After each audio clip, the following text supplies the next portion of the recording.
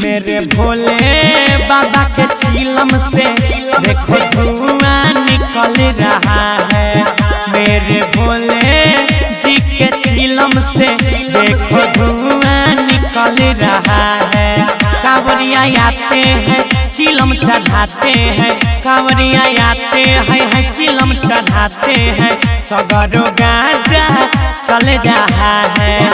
मेरे भोले बाबा के चिलम से देखो धुआं निकल रहा है।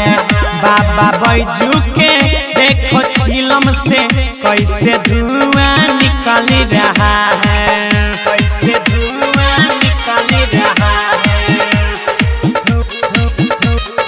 धुआं निकल रहा है, धुआं निकल रहा है।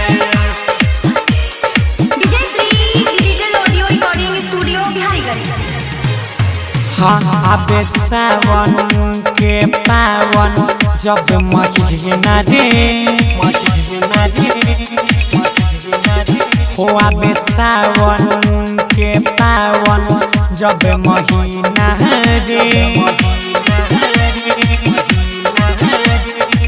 भोले के दरबार जैसा लागे कहीं ना रे, कहीं ना रे। आबे सावन के पावन जब महीना रे हो, आबे सावन के पावन जब महीना रे, भोले के दरबार जैसा लागे कहीं ना रे, कहीं ना रे। ऐसे बरसता है बदराए जैसे मन गगन पिघल रहा है।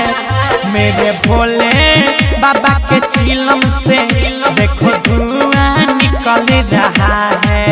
मेरे बैजू बाबा के चिलम से कैसे धुआं निकल रहा है।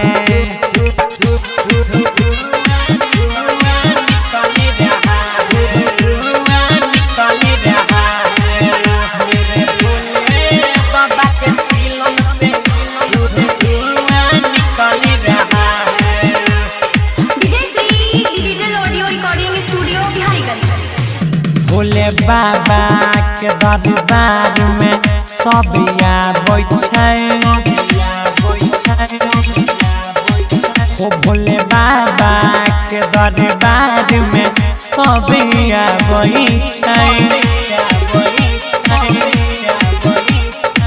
बोलबम बोलबम बोल के जलवा चढ़ाबै छै, चढ़ाबै छै। भोले बाबा के दरबार में सब आबै छै हो, भोले बाबा के दरबार में सब आबै छै।